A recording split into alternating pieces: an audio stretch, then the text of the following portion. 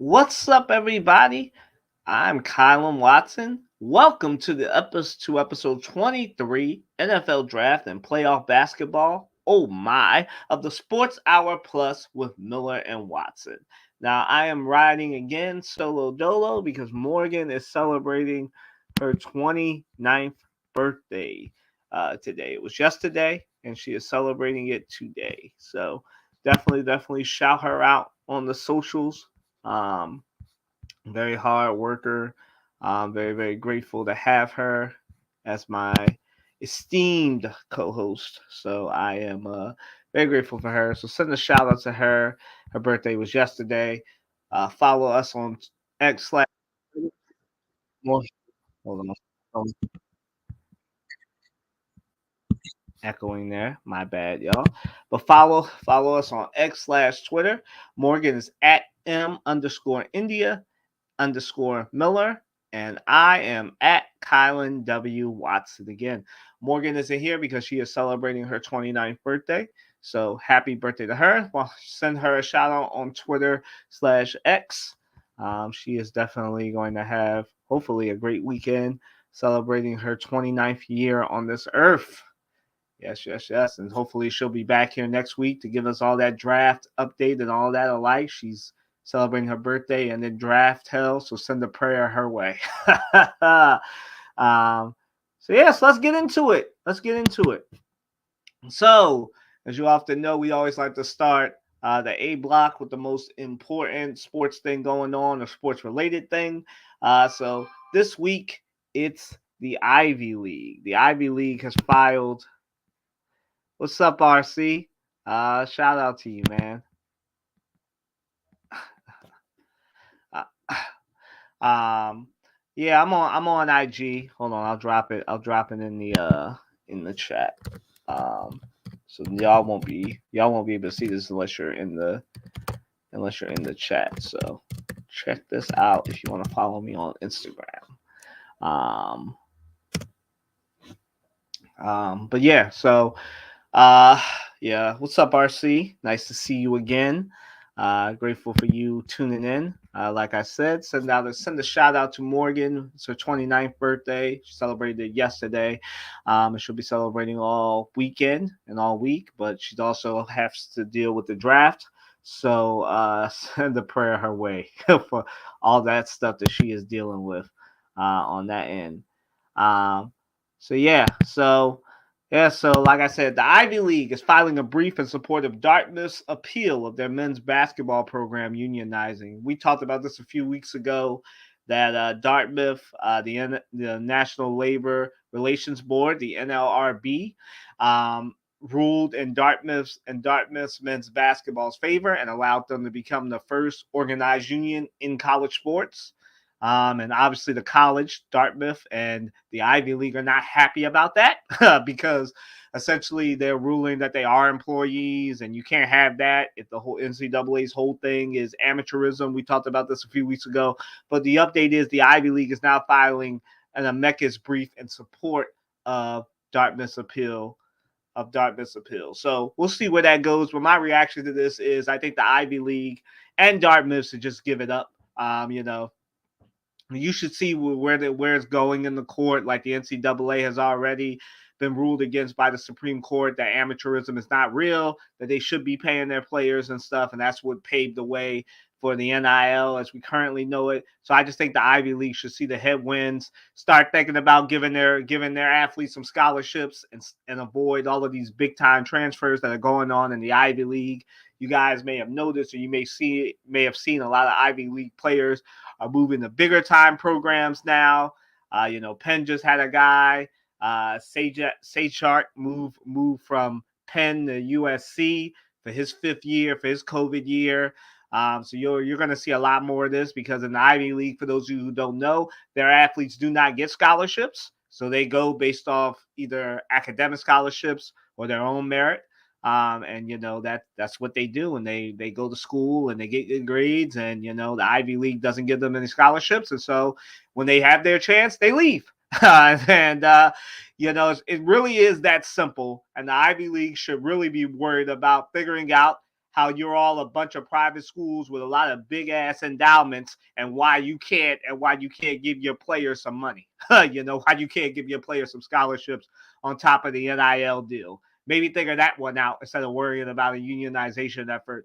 And we know the Ivy League is only doing this probably at the behest of the NCAA, because the NCAA, like I said, has an investment of not allowing a union to form, because then it really does become professional athletics, because then that union is right there with the NBA players union, the NFL players union, the NHLPA, the MLBPA, right up there with that. And I don't think they don't want that. Their worst nightmare is an NBA level thing where it's a 50-50 split of the revenue. And these schools, these college presidents, these coaches don't want that. They're already mad because of the unlimited transfers and the money that's coming from NIL and all this other stuff. Can you imagine how mad they're going to be when it actually goes this way and they have to either do a 60-40, 50-50 split with the players for them to actually get the money that they're due?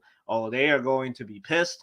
But couldn't have happened to a better organization. The NCAA should have seen this coming, should have seen the headwinds and where it was going. And, you know, too bad, so sad. You know, rest in peace, NCAA, because that's where this is going. So yeah, so we'll keep you guys posted on this. Like I said, the Ivy League, in my opinion, they should just give this up. Start looking into funding scholarships for their athletes so they can actually keep them in school instead of them going to USC, Syracuse, and other places where they can get scholarships and actually, you know, enjoy their schooling. So, you know, we'll see where it goes. But yeah, that's where it's going, and that's my opinion on it. We'd love to hear your guys' thoughts. Comment in the comment section below, like RC has done. And you know, we will keep you posted. But yeah, like, I'm so glad that you know, you guys are listening and tuning in. So yeah, so moving right along. Zach Wilson in a surprise to Jets fans and a lot of football people. Zach Wilson was the first salvo of this draft. Zach Wilson was traded to the Broncos. Oh man, Sean Payton searching the bottom of the barrel for these quarterbacks, and a pick swap for a 6th-round pick in this year's draft, and I think some late round stuff in the 1st round as well. Zach Wilson is now a Bronco, joining the illustrious quarterback room in Denver of Jarrett Stidham and Paxton Lynch. I believe that's who is in. I'm sorry, Ben DiNucci. Paxton Lynch isn't there anymore. My bad, y'all. My bad to Ben DiNucci. Cowboys great Ben DiNucci. Yes. So joining that illustrious cracked Wilson. Yeah, sorry, see, Crack Wilson. Yeah, so joining that illustrious quarterback room of Jarrett Stidham and Ben DiNucci. Cowboys great, Ben DiNucci. You know, y'all remember that hot second where Cowboys fans thought Ben DiNucci was the savior? Was that when Dak Prescott went down? Y'all remember that, like 2 or 3 years ago? But yeah, so Zach Wilson now, I guess, is now the best quarterback in Denver. I'm excited for him. It's good for him to get out of New York, get out of Aaron Rodgers' shadow. You know, the Jets kind of screwed him over this year with the different things and the different stuff that was going on there. So, you know, it's a wild, wild world in the NFL. You know, as you guys have heard me say for a while, jokingly and not jokingly, the NFL stands for not for long. So I'm always for these players getting what they want, holding out, doing what they need to do, because you know, the NFL window is so small for these players. It's not like you really get, like, you know, Jason Kelce had a good 12, 13-year career, but not many players get that depending on the position. So, you know, it's a good little time there. RC says he's given up on or he or she's given up on Zach Wilson. He's lucky they traded Dr. Yeah, the captain. Okay, you don't think so. RC does not think so. RC thinks that Zach Wilson has gone to the quarterback graveyard that is Denver. Okay. Honestly, RC, I'm right there with you, man. I don't, you know, I think that Sean Payton now has 3 relatively young quarterbacks he can do something with, or they can draft. I believe that the Broncos will draft another quarterback. And if you're Michael Penix or Jaden Daniels, you're probably hoping that they pick somebody else, that they pick Drake May, because you don't want to go to Denver. So Uh, yeah, I think Zach Wilson has a chance to be at least passable in Denver.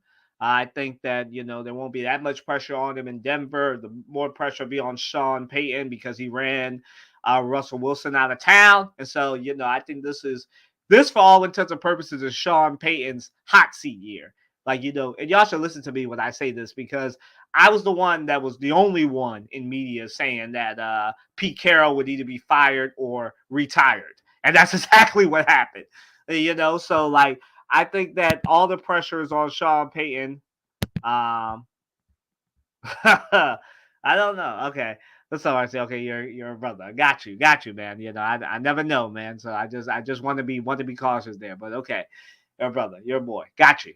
My bad, dog. My bad. I've been saying he or she, so my bad, man. But yeah. So I think the pressure is more on Sean Payton than RC threw me off. Sean Payton than Zach Wilson.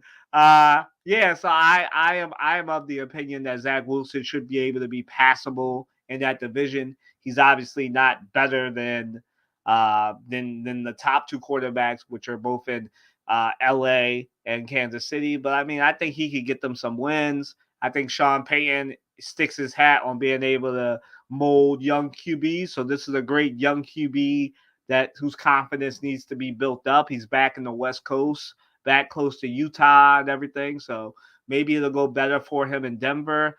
I think he's still good for at least a 15-5 touchdown year, like 15 touchdowns, 5 interceptions, maybe 20 touchdowns, 10 interceptions. I think he'll be passable for the Broncos, but I definitely think they need to draft somebody. And like I said, I think the pressure is more on Sean Payton than it is on Zach Wilson. And, we'll see how it goes. And if it doesn't go well, then they can probably cut him and cut their losses, but they definitely should draft a quarterback. Denver should definitely draft a quarterback before this weekend's out. As I said.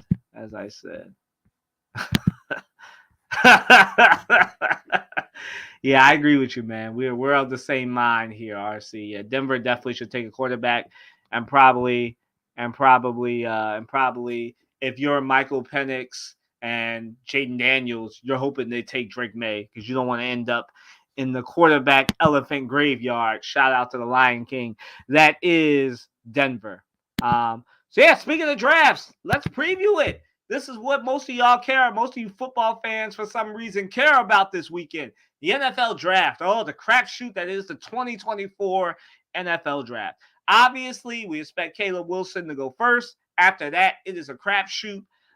Who's going to go second? Who's going to go third? Some people think Marvin Harrison Jr. is going third to the Cardinals. Second is, again, a crapshoot. We don't really know. The Patriots, I don't think there's many Patriots fans that listen to us, but if you are, hello. The Patriots are trying to trade down, I guess. I guess they feel that they can get their player, whether they're in a top 4 spot or down. So we'll see. But, I am really of the mindset that the best QB in this draft is Michael Penix Jr. I mentioned this a few weeks ago. I think Caleb Williams has the most talent, but I think when we look back on this draft, sort of like what happened with Jalen Hurts, that Michael Penix Jr. will be the star of this draft, the superstar. He's the best quarterback. He's been there the longest. He was in the national title game. I think that not Caleb, that Michael Penix Jr. will end up being better than Caleb Williams. Caleb Williams will definitely be top 2. He'll be the second best player in this draft. I definitely think it'll go like this. Michael Penix is the best QB in the draft. Then Caleb Williams, then Jaden Daniels, then Luke May. And North Carolina quarterbacks are always a crapshoot there. So I got to put Luke May down at the bottom. RC believes that the Patriots are going to trade down and take J.J. McCarthy. Okay, I can see that. Another middling white QB. I can see it. Like, I like J.J. McCarthy. He's definitely more mobile than their last QB, and he definitely can do a West Coast offense. I could see it. RC. I definitely could see it. I could see them trading down for J.J. McCarthy. I could also see them staying packed and, taking Marvin Harrison Jr. too. You never know. I think that the Patriots need a wide receiver as well. Obviously, the quarterback need is more what everybody else is focusing on. But yeah, I can see it. But like I said, the best three players in this draft: Michael Penix Jr., Caleb Williams, Marvin Harrison Jr. I've sung the praise of Marvin Harrison Jr. for a while on this podcast. But I think, what do I think the biggest move around one is? To no surprise to anybody, um, and I'm putting my reporter hat on right now, not my Eagles fan hat. But to no surprise to anybody, if you've been paying attention to his last draft, the Eagles. I don't know why any of the opposing GMs still take Howie Roseman's call, but the Eagles are trying to trade up for somebody. Some people think it's Quinyon Mitchell. I hope I pronounced that right. RC or somebody else can check me if I didn't. Or Terrion Arnold, the cornerback out of Arizona, Alabama. Again, Alabama, Georgia. If you're an Alabama or a Georgia player, you're probably mocked to the Eagles because the Eagles have really picked up on the top two teams in the SEC and trying to take those players and bring them to the NFC East. But a surprise here. A lot of people are saying it's going to be for a quarterback or an offensive lineman. But I think I know what Howie Roseman is doing. I think I understand what Howie Roseman is doing, right? I think all of this is a smokescreen. I think what they really want to do if they trade up is they're going to do what they did for DeVonta Smith. They're going to trade up to get a receiver. But it's not a wide receiver. I would love, and I've said on this podcast before, it has made Morgan really, really mad because she doesn't want to think of a three-headed monster of A.J. Brown, DeVonta Smith, and Marvin Harrison Jr. I would love for them to get up there in the top 5 to do that. I don't think it's going to happen. I don't think the wizardry of Howie Roseman can make that happen. But I think that the Eagles are trading up. Hold on, RC is commenting again.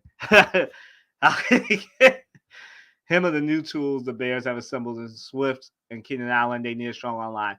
Yes, I agree, RC. They definitely need a strong O-line. They definitely need a center and some other things. The Bears definitely need to now figure out the trenches. But the biggest move around one, are you sitting down, RC? I think the Eagles are trading up not for Terrion Arnold or Quinyon Mitchell or an offensive lineman. I think they're trading up for Brock Bowers. Here's why I think that. So when the Eagles drafted Dallas Goedert, Zach Ertz was on the second year, had 2 years left on his contract before the Eagles would let him go. Dallas Goedert has 2 years left on his contract, right? And so the Eagles need a tight end. And what better thing to do than to trade up and get Brock Bowers, the best tight end in this draft? And it's a Georgia tight end, a guy who the Eagles would like, somebody who can block and catch the ball. Like he's your favorite tight end's favorite tight end. I think they're going to trade up. The biggest move around one will be this. The Eagles will trade up not to get a cornerback, not to get an offensive lineman, but to get Brock Bowers. And to really, really mess up the NFC East with the four-headed monster the four-headed monster of Saquon, DeVonta, A.J. Brown, Brock Bowers, and then, of course, you still have Dallas Goedert. So I think that's what it is. I think it's going to be Brock Bowers. Yeah.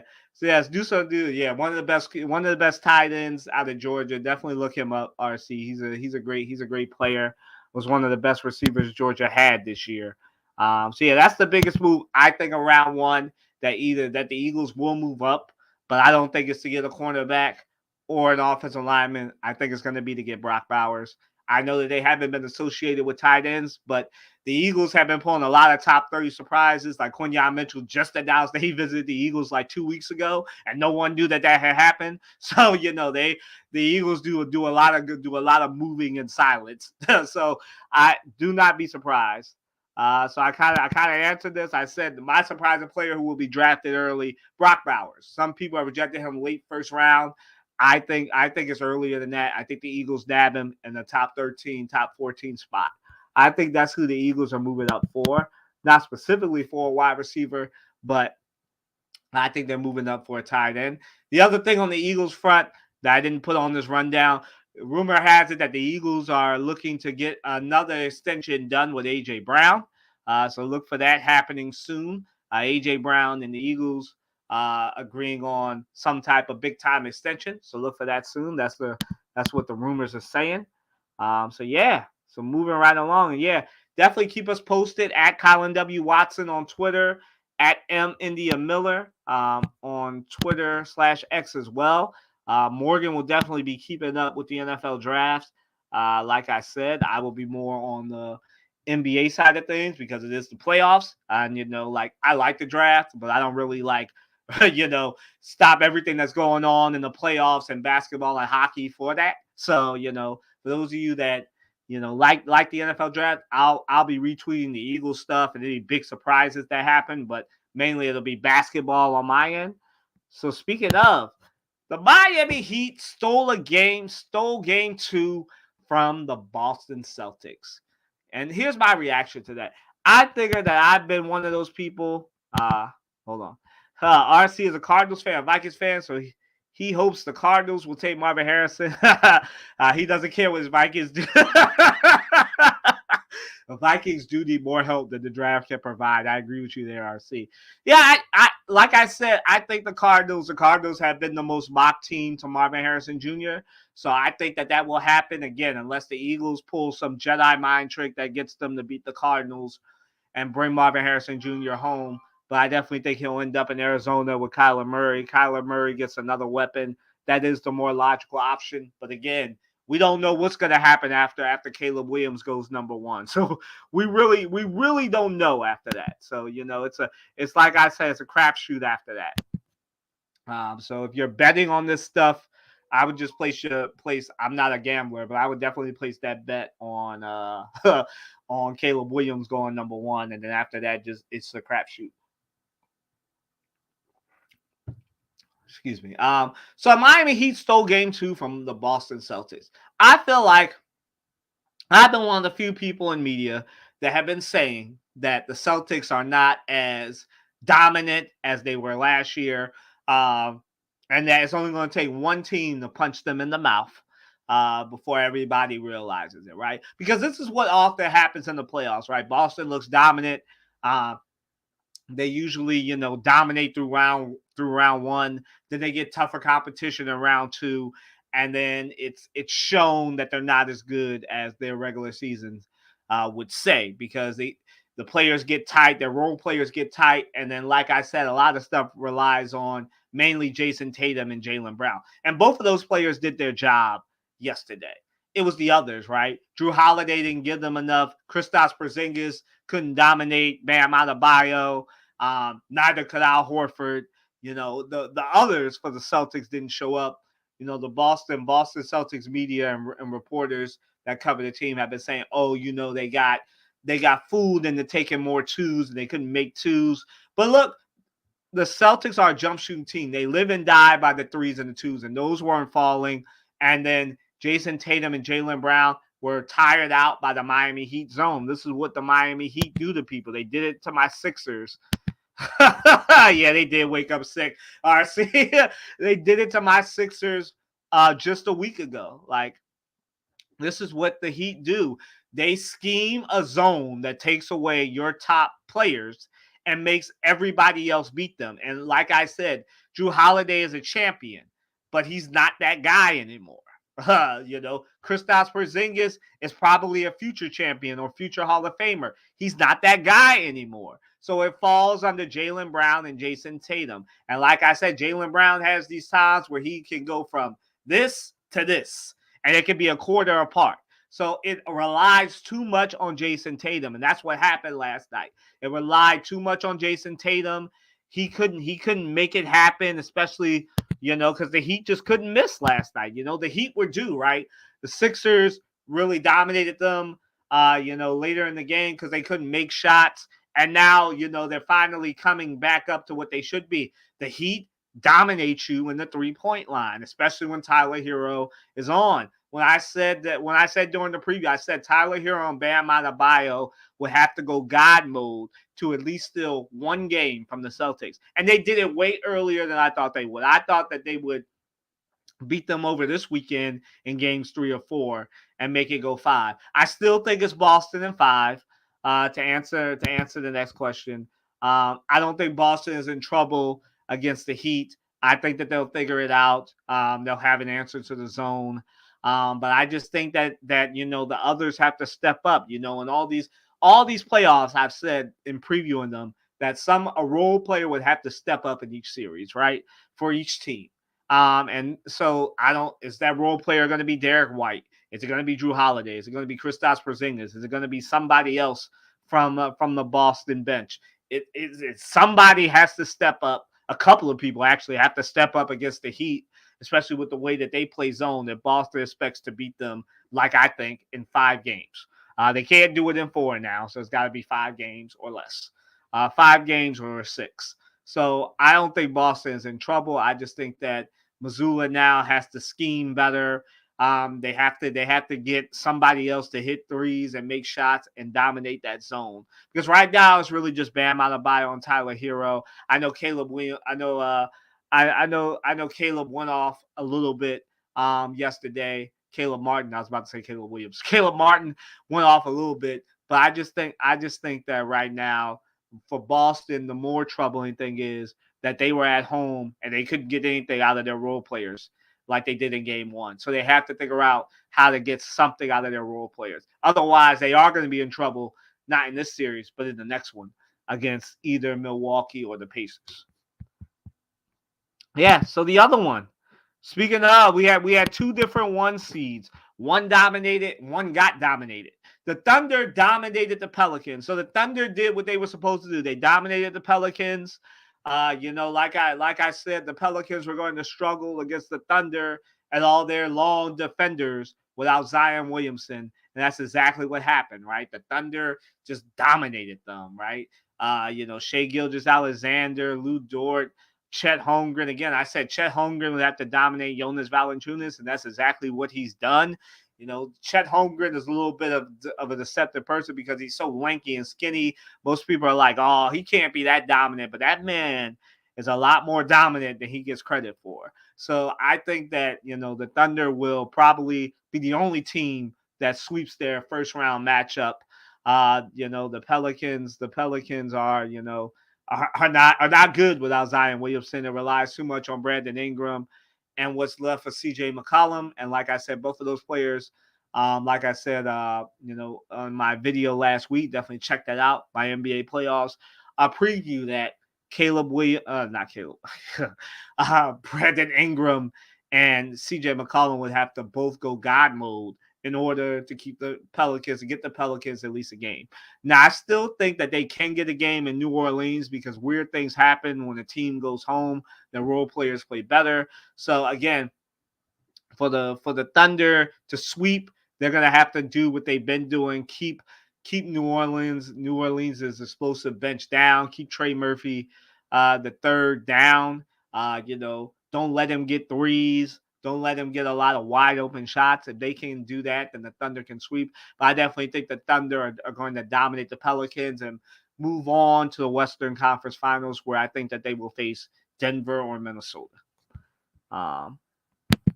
So yeah, do the Pelicans, I kind of just answered this question. Do the Pelicans even have a chance at winning 1 game in this series? They do if Brandon Ingram and CJ McCollum can both find themselves. And they might be able to do that at home. But I think that Brandon Ingram and CJ McCollum will not be able to do that against those lengthy defenders. Yeah,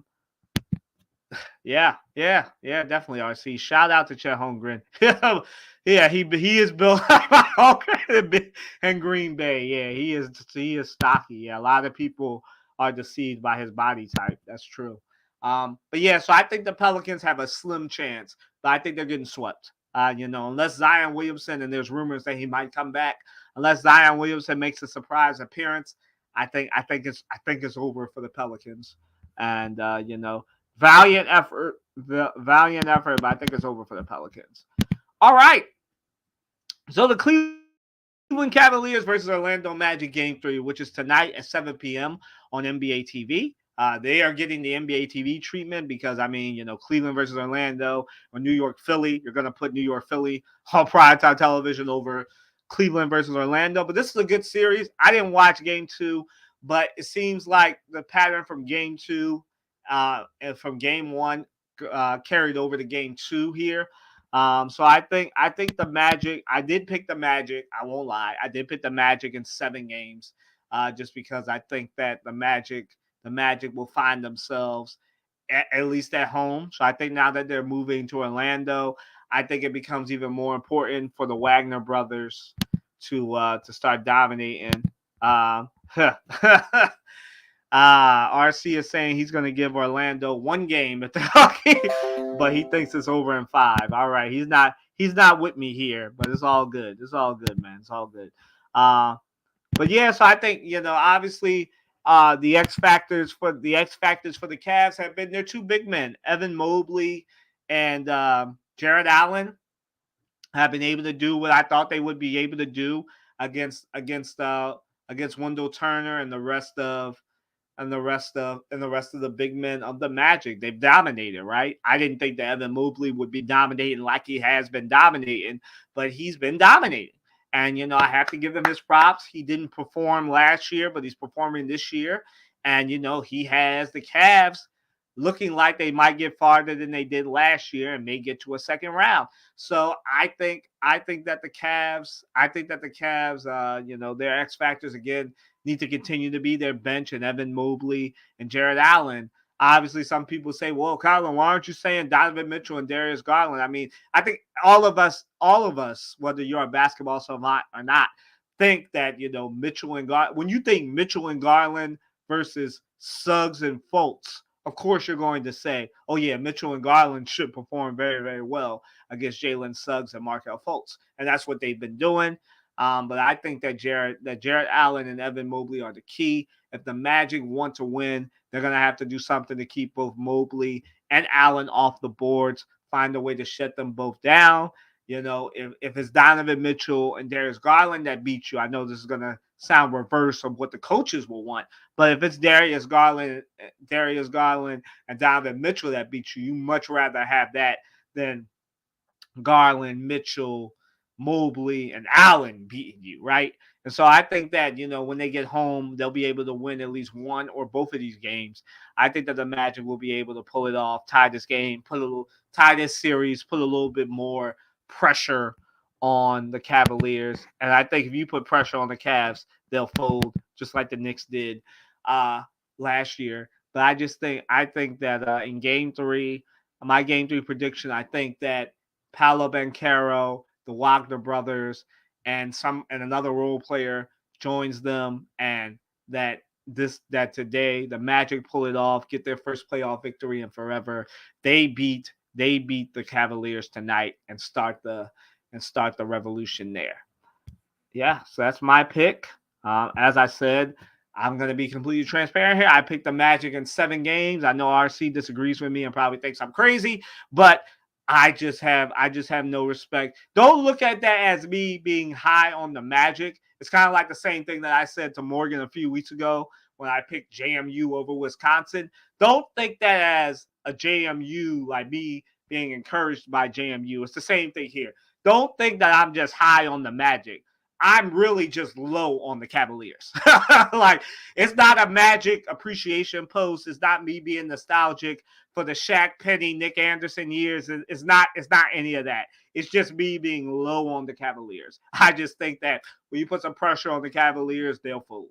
That's all. That's all that is, and that's all it's going to be.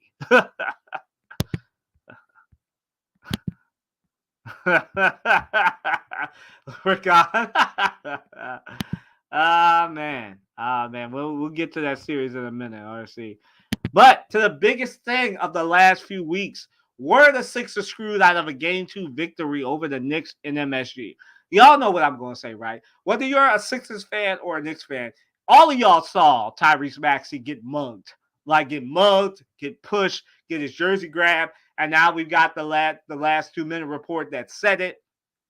Said also that there was a 3-second violation on Josh Hart that should have given Joel Embiid or Tyrese Maxey another free throw. So if you're doing the math here, right, before that 3-point shot happened, the Sixers were at 5. If they would have called that defensive 3 seconds against Josh Hart, probably Maxey or Embiid makes the free throw. Now they're up 6, right? Now you need 2 3-pointers.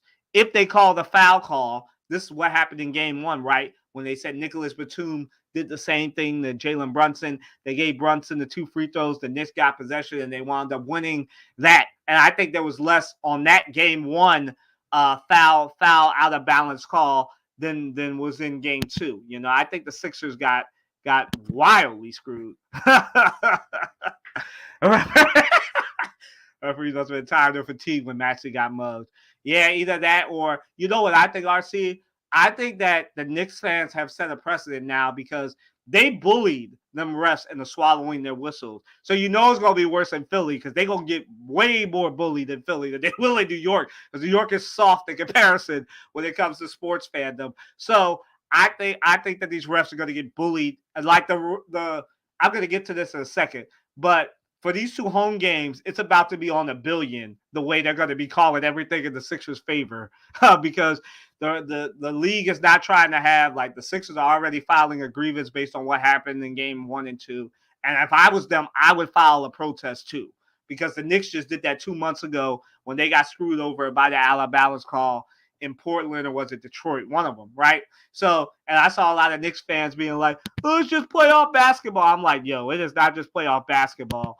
Watching Tyrese Maxey literally get mugged, get something like in the Super Bowl a few years ago, with Jalen Brunson, who's a big Eagles fan, did to Tyrese Maxey was called in the Super Bowl, but apparently in the NBA it's not a foul. So what your guess is as good as mine there, right? So yeah, the Sixers got screwed. You know, they said that there were 4 missed calls.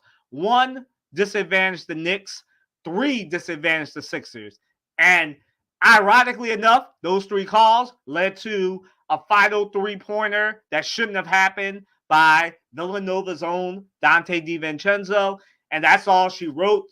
The Sixers had 1 final gasp. Joel Embiid misses just narrowly a last-minute 3-pointer. And, you know, that's all she wrote is the Sixers are down 2-0. And game 3 tonight is very, very pivotal.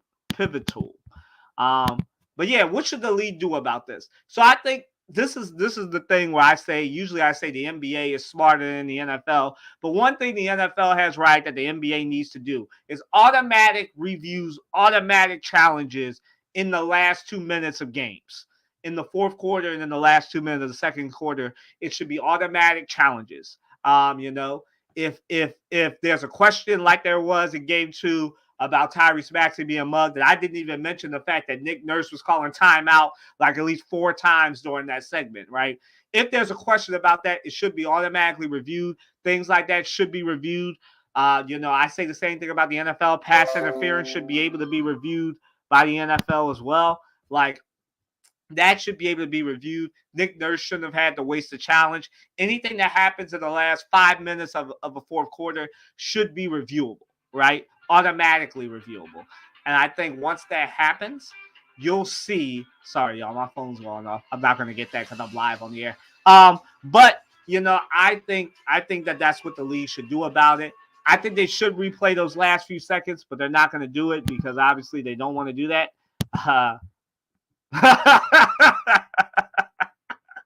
Yo, I'm telling you, man, this guy, like Joel Embiid and Tyrese Maxey might have 120 points tonight in free throws. But yeah, so I think the Knicks, you know, owe the refs a free dinner. I think that if nothing else, those refs that ref game 1 and game 2 should be banned from the playoffs. They shouldn't ref a game again. You know, the Sixers were disadvantaged. So there's a chart right now that the Sixers had 22 calls, 82-game season, right? So those of you numbers people, you know, me and one of my good friends, Clarence Taylor III, I call him Trey, shout out to him, had a conversation about this over the weekend before this series even started, that refereeing is hard in basketball, blah, blah, blah, blah, blah.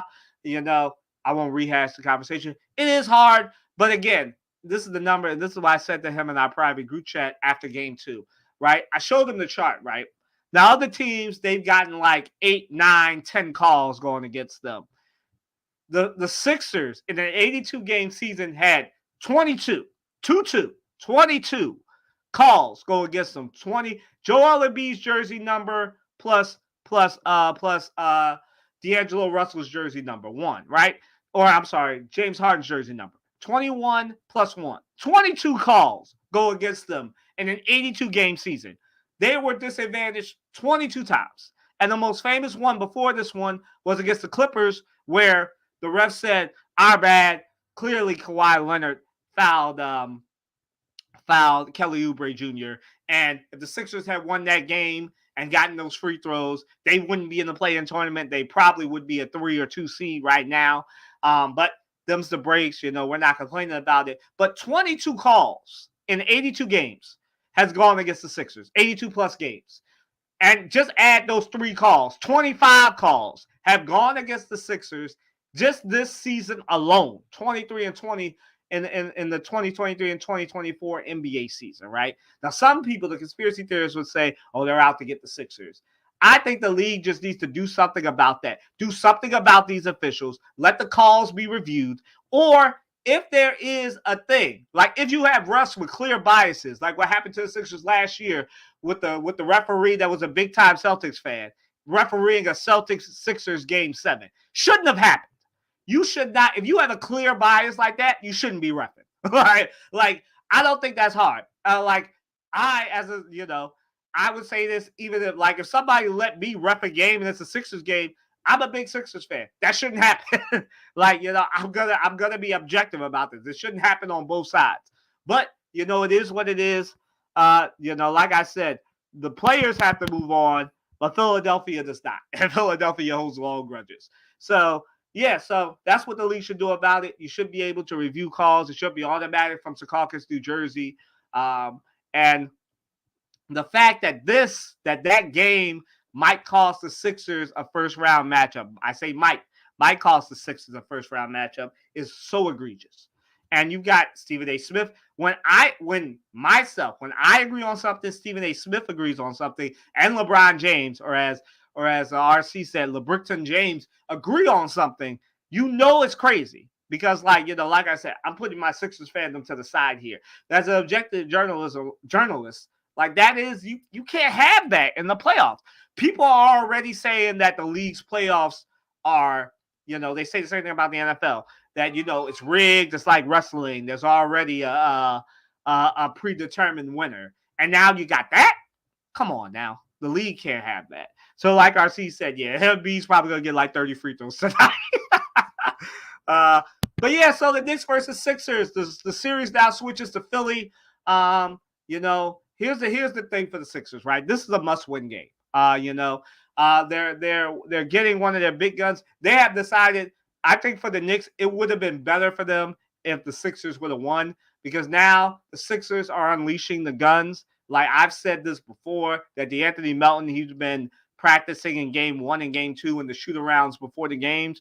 I knew he was going to come back. I thought probably in game 4, but because of what happened on Tuesday, the Sixers, or Monday, my bad. Because of what happened on Monday, the Sixers are unleashing weapon do something. His nickname is Mr. Do Something, and he's going to be the biggest X factor tonight, because with DeAnthony Melton back, if they let him play, which they will, Joel Embiid is also questionable, but we know he's going to play. So if they unleash him on Jalen Brunson, like Jalen Brunson he hasn't done well against the Sixers all season. Now instead of seeing Kelly Oubre, Tobias Harris, and Tyrese Maxey, DeAnthony Melton is one of the best defenders the Sixers have on the wing. So he is going to exclusively guard when he's in. He's going to exclusively guard Jalen Brunson. And then Kelly Oubre Jr. can go match up on Dante DiVincenzo and Bojan Bogdanovic and take both of them out of this game. And Josh Hart will be able to see Tobias Harris and see that length, and won't be miraculously shooting 3 for 4, 4 for 8 in a game anymore. Because, see, a lot of people have been confused about what the Sixers strategy has been. The Sixers strategy has been specifically, we're not going to let Dante DiVincenzo and Jalen Brunson beat us. If Josh Hart makes miracle threes, so be it. You saw that. They shut down Deuce McBride. He came back down to earth in game 2. They did everything that they needed to do that I put in my article before game 2 that they needed to do. They cut down the rebounding advantage and went from plus 25 to plus 2 when those 2 offensive rebounds or the 2 offensive rebounds from Hartenstein that allowed that 3-pointer that shouldn't have happened to happen, right? And so I think that the biggest X factor for the Sixers is DeAnthony Melton and which role player between Tobias Harris, Kelly Oubre Jr., Melton, and Batum step up. I think it'll be a combination of either all 4 of them or 3 of the 4 stepping up. I think DeAnthony Melton being back increases the Sixers' odds. He's a very consistent 3-point shooter. He'll start making threes. And I think the Sixers I think that's the biggest X factor for the Sixers. On the Knicks side, they got to get something out of Brunson. They are not in MSG anymore. I mean, there will probably be a medium, I'd say a small to medium contingent, just like it was for the Sixers, of Knicks fans that wind up in Wells Fargo Center over these next 2 games. But I just think that they won't be able, their role players won't be able to feed. And they do have 3 Villanova players on the team. So outside of them, they won't be able to feed off the crowd, off of being in the Wells Fargo Center. I think the pressure will get to them. But their X factor has to be Jalen Brunson. Jalen Brunson has to do something, right? DeAnthony Melton is missed to do something, but Jalen Brunson has to do something. He cannot continue to only have 14, 15, 18 points. He said himself he has to be better. But he's not going to be better when he has to see DeAnthony Melton, Kelly Oubre Jr., and Tobias Harris tonight. So I just think that they have to get more. I don't know exactly what Thibodeau can do. He's not really an offensive scheme master. He's more of a defensive scheme master. And the scheme really has been, we'll pick and roll and see what happens. That's really been, it's like pick and roll and pray. RC, you're going to love that one. Pick and roll and pray. That's what the Knicks offensive scheme has been. Pick and roll, pray, get the offensive rebound. That's their strategy. So I think that they need something from Jalen Brunson. They need one of their bench players to go all world in Philly, which I don't think will happen. I think the Sixers role players are more likely to play better and outplay the Knicks in these next 2 games. So my game 3 prediction here, I think the Sixers win this game.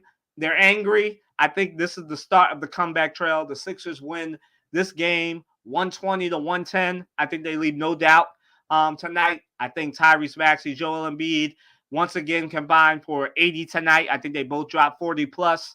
I think Kyle Lowry drops 17 to 18 tonight.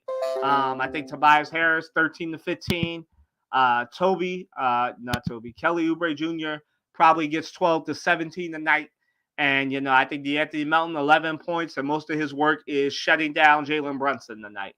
So I think that's what it is. I think the Sixers will win game 3 tonight. And my prediction before this series started was 6-6. And I still maintain that. 6-6. They're the better team. Objectively, they're the better team. They're the more talented team. And the only thing the Knicks really have on them is that they're a little bit younger and that they hustle. That's it. So I think that all of that actualizes and the Sixers win at home. All right. So to the game that I know RC wants to talk about.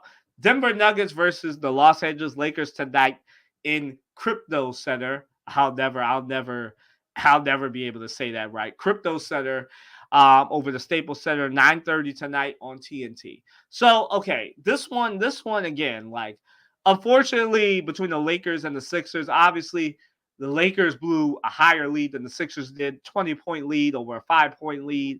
The Lakers blew a 20-point lead, and they were looking dominant. They found something.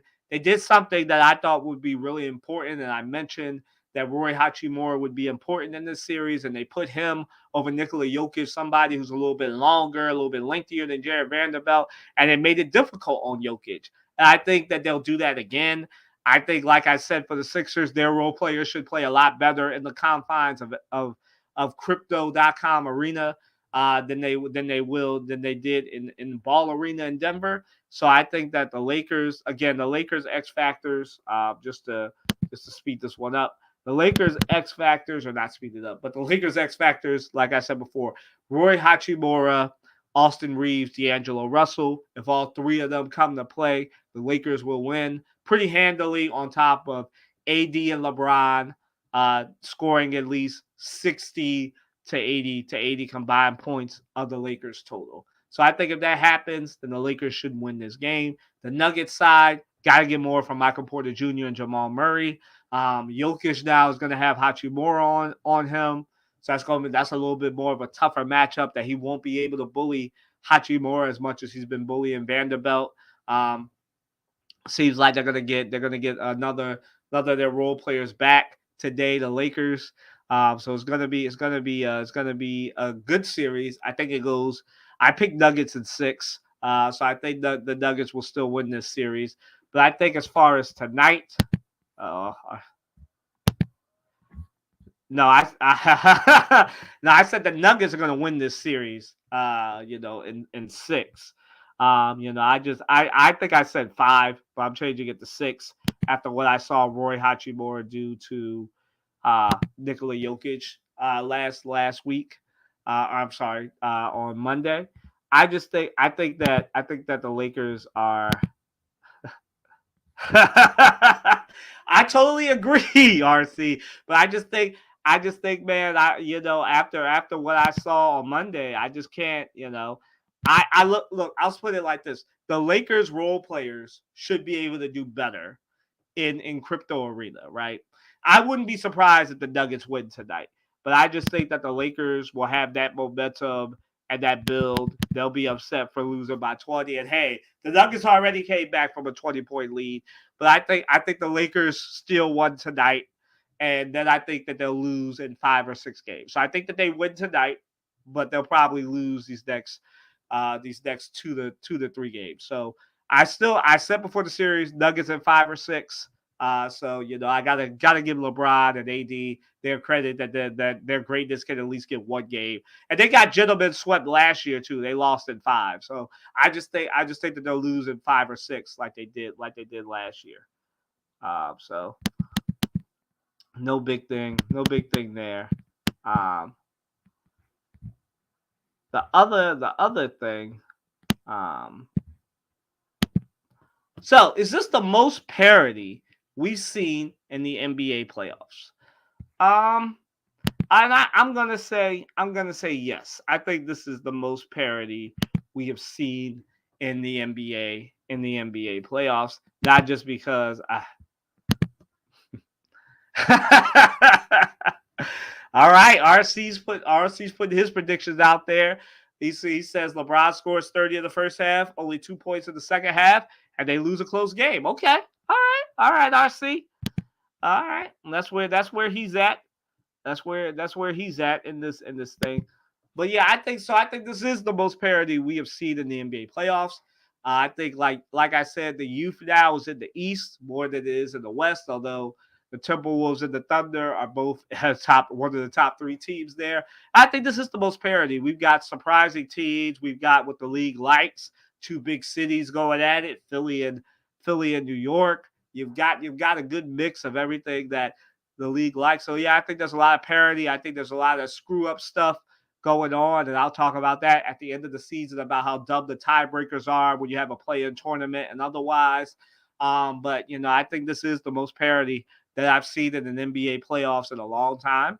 I still like am looking at all these games. I still think the best 3 teams that I've seen personally are the Celtics, the Sixers, and the Thunder, along with the Nuggets. I think it's really a tie there between the Thunder and the Nuggets. I think that they both. I think that's going to be your Western Conference Finals. Um, Thunder and Nuggets, and I think I would love to see Chet Holmgren and Nikola Jokic go at it. So I think that would be great. But yeah, I think this is the most parity I personally have seen in the NBA playoffs. But let me know, man. Let me know in the comments section if you agree or not. At Kylan W. Watson on Twitter, if you want to tell me how wrong I am, if you think any of my predictions for tonight are wrong. Like I said, I've got Lakers tonight, Sixers tonight, and I'm begrudgingly just because again, like I said, this is more of a I think the Magic are the more together team than the Cavaliers, and I've got the Magic tonight. So yeah. So we have a little bit more detail now. I think it came out yesterday from Brandon from Brand what's his name? Brandon Little or Robert Little on Twitter. Now take that with a grain of salt because sometimes he's on, sometimes he's not. But the big 3, there's a little bit more information now on what the big 3 actually offered Caitlin Clark. If you remember, Caitlin Clark said she found out when we did about these offers, but apparently it must have been a new re-up offer for them.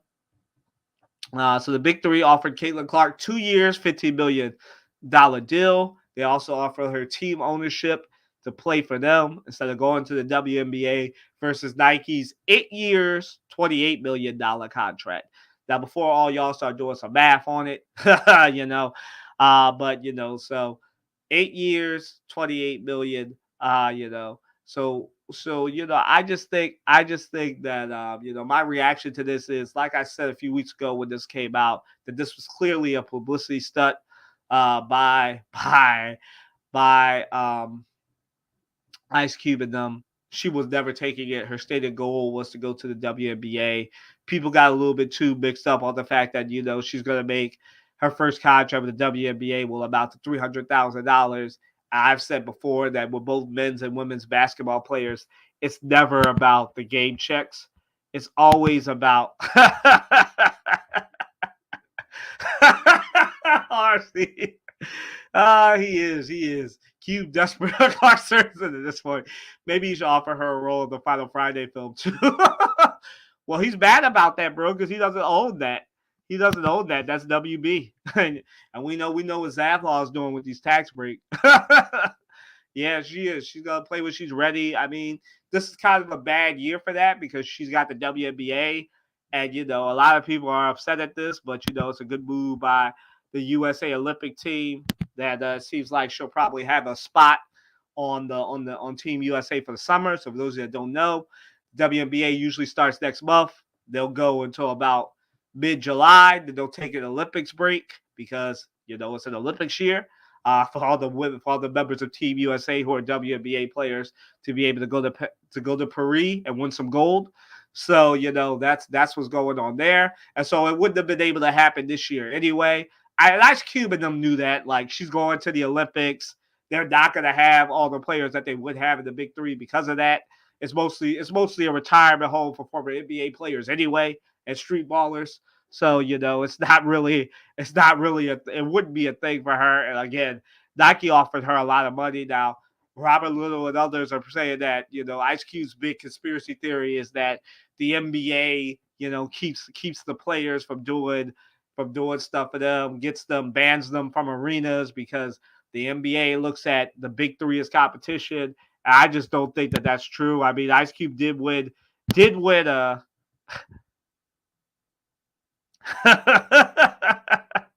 That's true, Kylan. Side note, the Big Three might be hurt a little bit. And why doesn't he try Angel Reese too? It's like he doesn't have a 2-track mic. For real. I think it's just because, people, obviously we all know who Angel Reese is, but Angel Reese isn't as box office RC as Caitlin Clark. It's kind of like how, you've got Joel Embiid, Giannis Antetokounmpo, Luka Doncic, Nikola Jokic. Luka and Jokic just are just box office as Giannis and Embiid. Like, and that's just the nature of the thing. It's just marketing and who people tuned in to see more than the others. But yeah, I agree. She was never taking it. But yeah, he could have seen Angel Reese about it. I mean, Maya Moore's retired. I like Maya Moore. Maya Moore might be open to it because it's not as much of a commitment as the WNBA. And she could do her social justice stuff and do that. I don't know why he doesn't do that either. But yeah. So I think Nike has has struck gold here with Caitlin Clark. They'll probably strike gold again with Paige Beckers this upcoming year as well in 2025. So we'll see.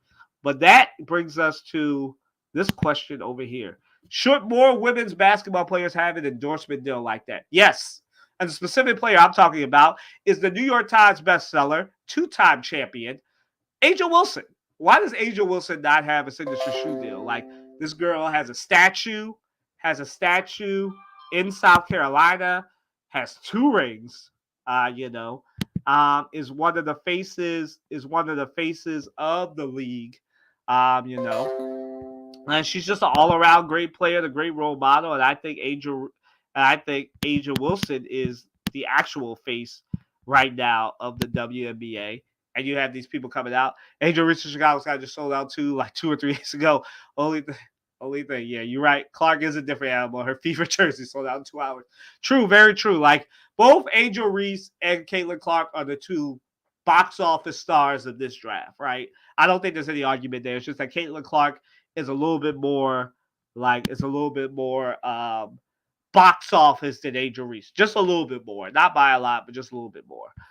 Some different things are at play here, some of the obvious stuff. But Angel Reese and Caitlin Clark are like 1 and 2 in this draft. They'll be the best players. So yeah, and you got Cameron Brink, you got others who are going to be box office as well. Um, but yeah, more women should. In an ideal world, obviously everybody would have equal contracts. We don't live in an ideal world. We live as I talked about with RC, and who's got more name ID. For those of you not in media, not in communications, this is what we say. Who's got more name ID? Who's got more recognition? This is why you see a lot of athletes on your television sucking at broadcasting because it's name ID.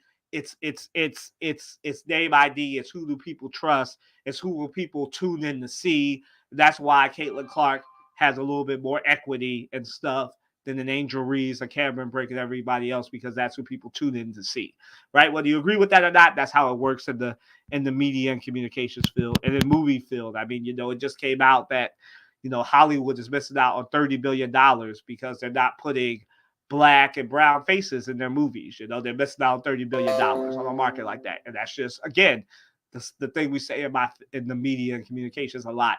Name ID recognition. I will objectively say it's a dumb way of looking at things, and it causes a lot of people to miss out on money. As you just heard me say, with Hollywood missing out on $30 billion because they don't put black and brown faces as the front of movies. They're missing out on $30 billion. The report just came out yesterday. But yeah. So that's just name ID and stuff like that. RC's got another comment. The first championship 2 years ago, fans didn't even get as pumped as they should have. I was an Aces fan. I was more of a home and the fans didn't. That is true. The Aces didn't get that fan the pop that they should have gotten, but they've gotten it now. Better late than never, RC. But yeah, to wrap this up, in an ideal world, more women's basketball players, and I'll specifically talk about Angel Wilson, Kelsey Plum, and others who put in that work, should have big time shoe endorsement deals, but they don't. I think Angel Wilson will get it now because if nothing else, she's got what few people as writers and as athletes can say. She's a New York Times bestseller. So she's gonna get her money. So I think that Angel Wilson isn't hurting, but yeah, she definitely should have a shoe deal. But yeah, moving right along. My he's not him, she's not her, and they aren't them. Let me start with my they aren't them. Oh. The state of Wisconsin. Come right here, sit down in front of this camera, and let Uncle Kai tell you something. Why are y'all out here? It is Milwaukee, not Eau Claire, Wisconsin, or not even Madison, Wisconsin, or anywhere else where this can happen at. Why is Tyrese Halliburton talking about how his brother came to the game and got called the N-word? I would expect that in Boston, not in Milwaukee. The heck is going on in Milwaukee for y'all to call that man's little brother the N-word? Ruin the whole experience for that man, right? In Milwaukee. Now, for those of you that don't know, I believe Tyrese Halliburton is biracial, white mom, black dad, I believe. So I believe he is biracial, him and his brother. But that's no excuse, not excusing it in any way. But that's the thing here, and I don't know why that happened. Tyrese Halliburton mentioned it in his press conference, I think after game 1, that his brother was in the stands and somebody called him the N-word with the hard R. I don't know why y'all feel the need to insult these players' family members, whether it be their wives, their girlfriends, their sisters, their brothers, their mothers, their fathers. Y'all really brave post-pandemic, talking about these people's families as if they won't see y'all. It is crazy. I hope that the Milwaukee Bucks investigate this, figure out what happened, because this shouldn't be happening anywhere. Like I said, I jokingly said that this is something that I would expect out of Boston fans.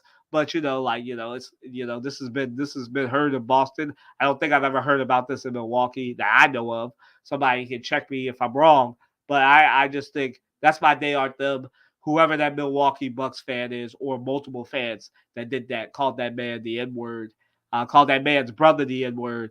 And, it's kind of crazy that we could have good basketball marred by something, by a word that shouldn't even be in anybody outside of black people's mouths. So like it's crazy that word is still being used. We saw it in Utah, not in Utah. Let me not besmirch Utah, but with the Utah University women's basketball team and the cheerleaders and the band being called N words in Idaho, and now we've got it here in Milwaukee, Wisconsin. Crazy, crazy time. But he's not him to Howard Eskin. For those of you that don't know, this has like been going on in Philly media for a good couple of days now. This might be the second day, but one of the younger reporters, Kyle Neubeck, called Howard Eskin out because Howard Eskin is a noted Sixers hater. He is a guy who covers the Eagles more than he does the Sixers. It's known in the Philadelphia media that he comes to Sixers games, try to big boy them, and as he doesn't really stay at games. He'll see his face. They'll let him see his face. He'll ask some questions, some self-serving questions. He was playfully called Howard Krim by Daryl Morey. Now I don't watch. I don't know what's the soccer show that's from. Don't watch that show, but apparently that was a big insult to people that watch whatever that show is that he got that from. So I think the soccer show, some RC or somebody help me in the comment section with the Howard Krim line is from. But yeah, so he called him that. That was famous. That was a famous thing that Daryl Morey said last year about Howard Eskin. But Howard Eskin, he takes his victory laps every time the Sixers lose or it looks like they're about to lose a playoff series. He's always dick riding. He's a big Eagles dick rider. It's the top two teams in Philadelphia are the Eagles and the Sixers. Obviously, you're always going to have these people that ride in media and stuff, one team over the other. But at least show up to the games, at least do some more stuff. Don't just let it be known, whether you're a sports fan or not, that Howard Eskin hates the Sixers. Everybody knows this. So that's why he's not him. To him, do better or retire. One of the two. Do better or retire. Yeah. I don't really have a she's not her, no, she's not her. Oh, my other day aren't them. Oh, yeah. Speaking of athletes and media, my other day aren't them. It was famous. There was a press conference. Not really a press conference, but they found Joel Embiid after getting screwed out of game 2.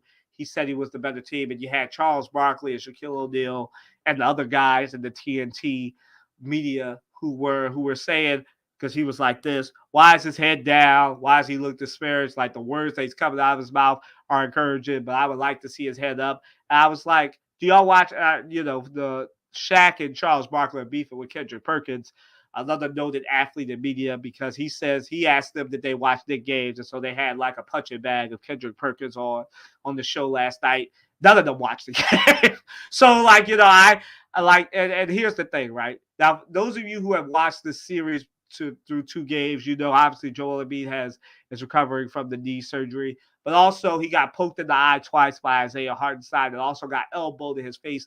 Those that don't know, on both sides of his face, he had orbital surgery because in these last 2 years, he got elbowed, his eye socket by Pascal Siakam, and then he got beat up in that Heat series a couple of years ago as well. So both sides of his face, he had orbital surgery. So that's why, a lot of people have been saying he's been wearing sunglasses inside. They think he's concussed. No, it is not a concussion. He just got elbowed and poked in the eye, and that's why he's been doing this, and that's why he can't blink on one side. It's because there was some damage on his right side of his face because of the orbital surgery, and they're probably going to fix that in the offseason, or it just might be a permanent thing, a permanent side effect from the surgery on both sides of his face for orbital stuff. So that's why he's had his head down. That's why he's been wearing sunglasses. He's not concussed. He's just a really tough player who loves basketball, loves the city of Philadelphia, wants to play for his team, and shouldn't be degraded for that, especially by Charles Barkley and Shaquille O'Neal. Should not be degraded for that. They should both do better. They have researchers at the Warner Brothers. I don't know why nobody told them, hey, he got elbowed in the face in game 1, and he also got poked in the eye twice in game 1 as well. So he got 3 hits to his face in one game. So that's why he's been wearing sunglasses. That's why his head has been down. That is why. It is not because he's sad, he's upset, he's moping like some of y'all Knicks fans and media members have been saying. It is not that. Y'all need to do better. As a matter of fact, I got another day on them. The whole sports media apparatus, people who are writing, Knicks fans and not Knicks fans, who who after what happened in game 1 when Joel Embiid did that alley-oop poster and he came down on that knee, he just needs to trust that the surgery and stuff is still intact. His knee's fine, but you had people writing obituaries saying it's over. The Sixers need to do better with Joel Embiid's career. These the same people that a few months ago, when he didn't play in Denver, were calling him all types of bitches and hoes and all this other stuff. Excuse my French, and all this other stuff because he didn't play. They were saying he hates the game. He's ducking Jokic. He's a damned if he do, damned if he don't player. Like if he plays, people say, oh, he shouldn't be out there. What's the Sixers staff doing? If he doesn't play, then they call him bees and hoes and all types of insults. So my day on them to the whole sports media apparatus. Do better. We know how y'all don't cover games, especially when it comes to games that are not inside your collective bubble. Some of y'all are national reporters. You're supposed to cover every NBA team, but you wind up covering the Lakers, Knicks, and Celtics more than you do the other 27 teams. Do better, bro. Follow some local reporters. Follow people like me that cover the Sixers and other teams. Like, just do better. Like, do better. Like, do better when it comes to this stuff. Because it shouldn't take somebody like me or other people not in media that are Sixers fans to be like, he got elbowed in the face. He got poked in the eye twice by Isaiah Hartenstein. That's why his head's down. What are you doing? It shouldn't take people that have operated on him to be like, the reason why he can't blink on one side of his face is because there's damage from the orbital bone surgery that he probably needs to get cleaned up. Why none of y'all do research on this and you're media people and you make all this money to know this stuff and you don't know it is beyond me. Do better. Just do better. I say that as a journalist. I'm saying it. I'll put the Sixers fan hat on too. As a Sixers fan, you just need to do better because there's a lot of misreporting. There's a lot of insults and stuff that come Joel Embiid's way because of pure ignorance from y'all. Like pure ignorance from all of y'all. Like, do better. Like, totally. Just do better. Do better. So yeah, so that is today's show. So thank you all so much for tuning in. Thank you to RC and any of our other fans who have tuned in, left your comments. Like I said, Morgan will hopefully be back next week, celebrating her 29th birthday. And also is in draft hell, so definitely send her a shout out there at M India Miller. Definitely enjoy the playoff basketball and the draft. Oh my, that's happening this weekend. And thank you all so much for tuning in. Thank you, RC. Thank you, man. Thank you so much for tuning in. So yeah, so definitely thank you all for the encouragement and the feedback. So yeah, send Morgan a happy birthday shout out to her. And yeah, definitely, man. Thank you so much. So definitely tune in next week and have a great rest of your Thursday, great weekend. Enjoy some playoff hoops, playoff hockey, lacrosse, and other things that are going on, track and field, all the other spring and summer sports. And hopefully, I'll see you next time. Peace out.